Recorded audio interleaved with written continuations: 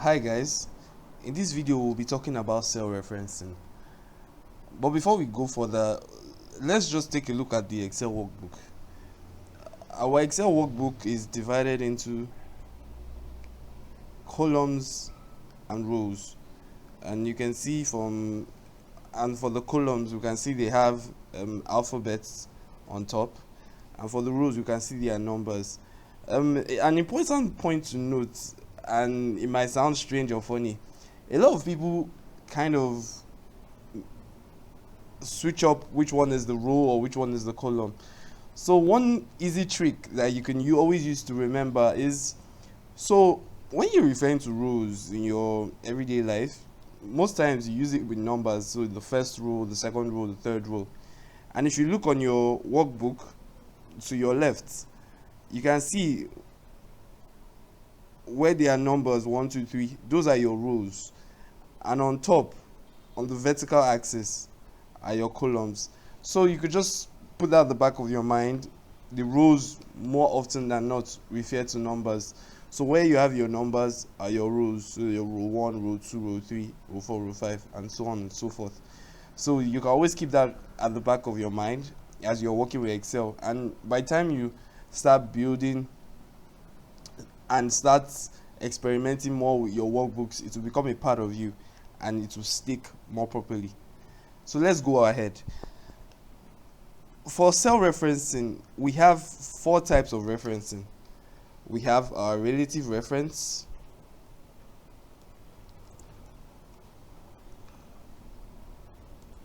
we have our absolute reference,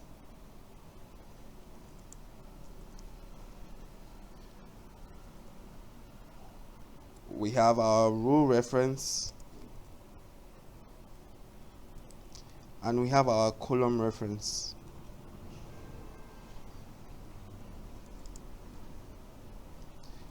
So you might ask, like, what's the point of all this referencing? So when you're working with functions and formulas, it's very important, and also to make our lives easier, when we write formulas, we always want to write formulas that are consistent in one cell, that we can easily drag across, and it will still function the way we want it to. And that can only happen when we have referenced the cells where we are lifting those formulas from properly. So in a situation, and we will still do examples going forward, if you want to write a formula, you want to make sure that by the time you are dragging down or you are dragging to the right, the cells are still consistent. So giving an example, let's start with the relative reference. In this case, you can see, let's start with relative reference. So for the relative reference, let's say this is equal to, what that means is, you can see now I'm referencing B2. You can see it starts with the column number, also the row number. So column B, row 2. What this means is, if I copy this cell to the next one, you can see that it moves, meaning that there are no constraints on that cell. So if you move it anyway, it keeps moving to the next cell. If I also copy this and take it down, you can see it has moved to the next cell. So it's always relative and it's moving down. And you can think of it in a way that when you're moving your formulas and the cell that you're referencing, it doesn't matter whether you're moving to the left or to the right, you use your relative reference. And the important thing to know is, by the time you're going forward and working with Excel, you will know more often than not when to use this referencing. The next one we'll talk about is our absolute reference. Alright, if we do this equal to B2, to bring out your referencing, what happens is, we use the dollar sign when it appears in front of the columns or the rows, tells you the type of referencing it is. And we bring this out by using our F4 key on the cell.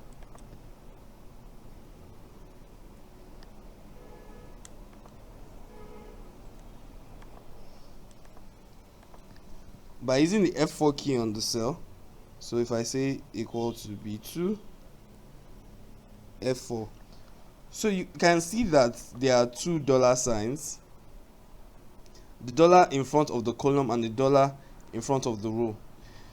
So if I copy this cell, Control C, and I copy it down, you can still see it's still referencing that cell. So no matter where I move it on the Excel sheet, it is still going to be referencing that cell, meaning that no matter what I do, it is going to be locked on exactly that cell.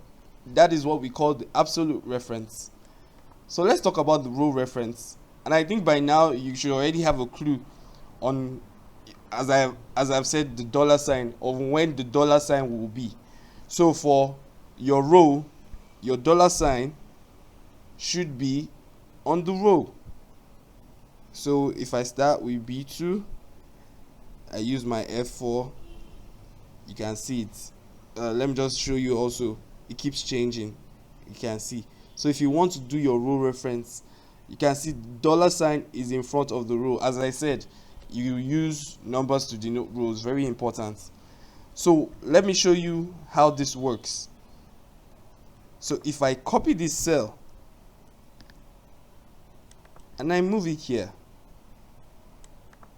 or I move it here, from here to here, you can see that the column has changed, but the row stays the same. So what this means is, whatever you're doing or you're referencing, it doesn't change the row, but it changes the column. So if I have values in all these cells, if I have values in all these cells and I keep moving it, it will move to D, but it's only going to be referencing just that row. Whatever you have is going to be locked on that row number 2. So that's the essence of the row reference. You want to lock your values on the row as you move on the row. So as you move your formulas, the row reference, as we've explained, is not going to change, but the columns can change, but that row is going to be consistent across once you've locked with your dollar sign on the row. Now let's go to the last one, which is the column reference. As you figured out, this one, for the column reference, we are locking the column. So let me use B2 as I've been using. With my F4, you can see, so now it's on, the dollar sign comes before the column number, which is B. So if I copy this formula and I move it here you can see the row has changed, but the column remains the same. If I do it here, the column remains the same, you can see. So I'm sure you get the general idea. So for your column reference, what you're doing is you are locking the column. So no matter where you move it to, as you can see across board here, no matter where you move it to, the column stays consistent. So like I mentioned, and from what you will also observe, for column reference we are locking the column, for row reference we are locking the row, absolute reference we are locking it absolutely, means the columns and the rows. For it, relative reference means they are not constrained. No matter where you move it, your value can move and change. So these are very important points you need to understand when you are writing formulas. You want to be consistent from top to bottom and from left to right. As we go further, you will practice with examples where you see all this referencing work fully.